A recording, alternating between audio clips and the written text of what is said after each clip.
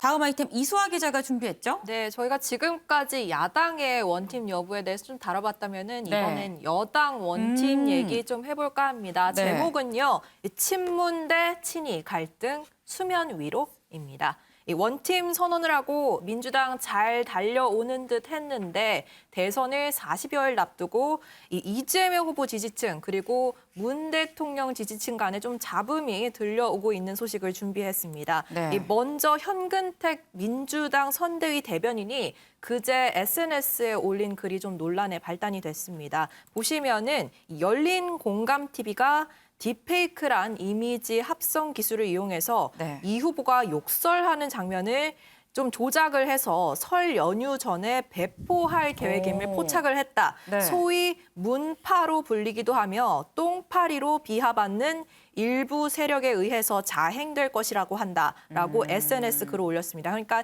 이 강성 친문 지지층들이 이 후보를 조금 음해할 목적으로 욕설 영상을 조작했다라는 글인데요. 네. 여기에 대해서 친문 지지층 발끈했습니다. 네. 증거 있냐, 물타기 하지 마라 등의 댓글이 폭주하는 한편에 네. 만약에 윤석열 후보를 찍는다면 현근택 너 때문인지 알아라 라는 문구가 적힌 이미지가 SNS상에 현재 돌고 있는 상황입니다. 결국 현 대변인의 글은 삭제가 됐는데요. 네. 현 대변인은 오늘 오전 MBN에 출연을 했습니다. 출연을 해서 본인의 입장을 밝히면서 이 다시 열린 공감 TV에서 취재를 해보니까 이 계획을 접었다고 한다. 이 삭제한 것은 압박 때문은 아니었다라고 밝혔고요. 이 독자적으로 본인의 생각을 올린 글이 아니라 비슷한 소문이 SNS상에 돌고 있어서 위험성을 알린 차원이었다라고 해명했습니다. 지금 현근택 대변인의 얘기는 실제 그 계획이 실존하긴 했었습니다만 그 계획을 실행하지 않고 접었다더라라는 이런 얘기인 건데 근데 이런 얘기가 뭐 현 대변인 혼자 얘기했으면 그냥 그런가 보다 뭐 할 수 있는데 이 얘기 언급한 사람 또 있었잖아요. 네, 친여 성향 방송인이라고 불리고 있는 네. 이 방송인 김어준 씨가 비슷한 내용을 언급을 했습니다. 이재명 후보가 욕을 하는 것처럼 조작한 딥페이크 음성 파일을 제작하고 납품을 해서 곧 배포될 것이라는 꽤 구체적인 제보를 본인이 받았다. 이 소위 대깨문이라고 하는 친문재인을 내걸고 반 이재명 활동을 하는 그룹이 있다라고 역시 조작서를 꺼내 들었습니다. 이에 옆에 패널로 마침 김재원 국민의힘 최고위원이 앉아 있었는데 네. 여기에 대해서 본인의 의견을 밝혔는데 참 김 최고위원다운 답변이 나왔습니다. 듣고 오시죠. 경로 제보가 제가 좀 있어서 김채구도 어둠의 경로 좀 아시잖아요. 아, 예. 좀 구해주세요. 어떤 거예요? 뭐 AI가 만든다는 건가요? 그런 식의 제보가 있긴 합니다. AI가 만들 수 있다고 생각하세요? 제가 음성 파일을 한두 개 들어봤는데요. 이재명 후보자가 구사하는 이 욕설의 수준이요. 네. 한국어로 구사할 수 있는 최극악무도한 수준이거든요. AI가 네. 이재명 후보자의 욕설의 경지에 가려면 아마 AI가 돌아버릴 거예요. 네. 이 후보가 구사하는 욕설은 지금 AI 수준으로는 흉내낼 수가 없어서 만일 이걸 시도를 한다면 좀 AI가 돌아버릴 것이다라고 이 욕설 녹취록을 언급하면서 비꼬는 모습이었습니다. 네, 이 김재원 최고위원 이런 모습을 보고 이 고도의 안티다라고 얘기를 하죠. 이재명 후보 뭐 욕설 수준으로 AI가 얘기하면 오히려 로봇이 뭐 고장이 날 거다 뭐 이런 취지였었는데 어쨌거나 지금 이런 얘기가 이런 음모론이 뭐 실체가 확인된 게 아닙니다. 소정섭 위원님, 네. 실체가 없는 음모론 수준이에요. 사실 지금까지 뭐 드러난 걸 보면 그런데 굳이 이 소문 수준의 이걸 오픈한 이유가 있을까요? 현근택 대변인이 이건 실수한 거죠. 얘가 뭐 이런 부분들이 이제 공개화돼서 네. 많은 사람들이 알고 있는 그리고 어떤 매체에서 뭐 그런 관련된 보도를 했다라든지 구체적으로 이슈가 된 상황이라면 이제 그거에 대해서 뭐 얘기를 하는 것은 네. 있을 수가 있다라고 보는데 그런 부분이 가시화되지도 않은 상황에서 네. 그런 걸 계획을 했고 나중에 보니까 다시 또 뭐 접었다더라. 이게 사실은 이제 저처럼 이제 평론을 하는 사람들 입장에서도 아 그런 일이 그 안에서 보이지 않는 데서 그냥 진행됐다가 없어졌나 보다. 그냥 이렇게 아는 사안이거든요. 네, 네. 그것을 굳이 선대위의 대변인이 SNS에 올려가지고 그리고 거기에다 쓰는 그 용어가 뭐 문파라든지 똥파리라든지 이 자행될 것이라는 이런 용어 자체가 굉장히 이제 극단적인 어떤 그런 용어이기 때문에 굳이 여권 내에서의 어떤 이 내용으로 이어질 수도 있는 그렇게 또 비판받을 수도 있는 이런 내용을 올릴 필요가 있었을까? 그리고 이 이른바 뭐 강성 친문 지지층이라고 불리는 그 부분에 대해서 전에 이재명 후보가 한 3,000명 정도 된다.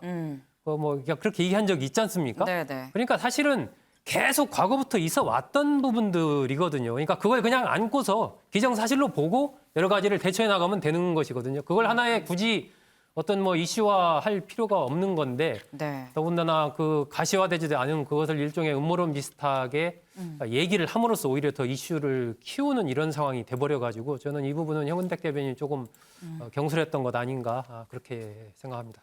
네.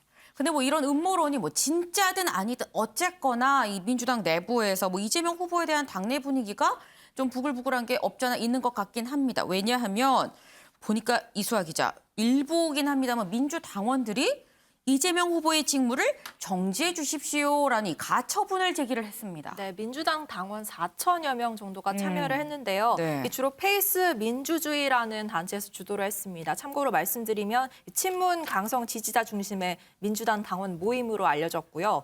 여기서는 이 후보의 발언을 문제 삼았습니다. 그러니까 이 후보가 통일을 지향하기에는 좀 늦었다. 그리고 그 전두환 씨의 성과에 대해서 말한 발언들이 이 민주당의 강령을 위반해서 후보 자격은 물론 당원 자격도 좀 취소해야 된다라고 하면서 남부지법에 이 당원 자격 정지 및 이 후보 직무 집행 정지 가처분 신청서를 제출한 상태입니다. 네. 사실 이 4천여 명이라고 하면은 뭐 아주 적은 숫자는 아니긴 합니다.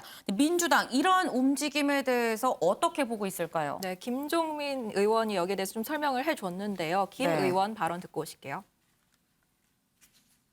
우리 민주당의 그 뿌리 깊은 이제 그런 이 갈등이 있어요. 예. 저는 이제 그게 지난번 경선을 통해서 그래도 절차를 통해서 결정이 됐잖아요. 물론 예. 절차상에 이제 뭐 과반수 여부에 대한 여러 가지 다툼은 있긴 했지만 그래서 이제 정리가 되는 듯이 보였는데 예. 얼마 전에 이제 그 씨라고 그 하는 분이 이제 돌아가셨어요. 예. 근데 이 죽음을 둘러싸고 또 이제 그 이른바 문파, 그러니까 친문 이제 핵심 지지층 사이에서 약간의 이슈가 되고 있어요 지금. 예. 얼마나 파장이 생길지는 모르겠는데 하여간 우리 민주당으로서는 해결을 해야 될 문제긴 합니다. 의원은 이재명 후보 변호사비 대난 의혹 제보자의 죽음이 좀 이번 친문 친이 갈등을 다시 불씨를 지피는 역할을 했다라고 봤습니다. 왜냐하면 이 제보자가 친문 지지자였던 것으로 알려졌거든요. 그래서 네. 이런 부분에 대해서 좀 친문 지지층 사이에서 안 좋은 감정이 생겨났고 여기에 대해서 당도 좀 주시를 하고 해결해야 될 문제다라고 말하는 모습이었습니다. 네. 그런데 이 문제 말고도 이 어제 저희가 잠깐 언급을 하긴 했습니다만 정청래 의원이 이핵관을 좀 언급을 했습니다. 이재명 후보 여기에 대해서 뭐라고 언급을 했던데요? 네, 이 후보가 직접 답변을 좀 했는데요. 이 후보 발언 듣고 오실게요. 정청래 의원이 오늘 SNS를 통해서 후보님 뜻이라면서 핵심 관계자가 탈당 요청을 했다 이렇게 밝혔는데요. 정청래 의원에게 누가 뭐라고 했는지는 제가 아는 바가 없어서 말씀드리기가 좀 어렵습니다. 불교계 문제는 뭐 그 민주당의 문제인지 뭐 잘 모르겠는데 뭐 좀 경과를 제가 지켜보도록 하겠습니다. 네, 이재명 후보는 나는 잘 모르겠다라고 하는데 그럼 이 사안 대체 누가 알까요? 이수아 기자. 이 당내에서 나오는 얘기 없나요? 네, 당내 반응은 다소 엇갈리는 듯합니다. 우선 네. 공개적으로 본인의 의견을 밝힌 조응청 의원 얘기 먼저 듣고 오실게요. 이런 게 뭐 지금 이 후보와 가까운 지금 굉장히 중요한 직책을 맡고 있는 그런 사람 의원을 얘기하는 거 아닌가 싶은데 그러니까 적어도 윤핵관에 대비될 만한 이핵관은 없다. 지금 각 사찰을 가보시면은 그 입구에 현수막이 다 붙어 있어요. 정청래 사퇴하라. 만약에 제가 그렇다면 되게 민망하고 괴로울 것 같아요. 그래도 저렇게 그냥 있는 거 보면 참 대단하신 분이다. 솔직히 뭐 차마 말은 못하지만 마음속으로 자진해서 좀 탈당해줬으면 하는 의원분들 주위에 많을 겁니다. 지금만큼 선당구사가 필요한 때가 언제입니까? 사랑하기에 헤어졌노라 뭐 그런 얘기도 있지 않습니까?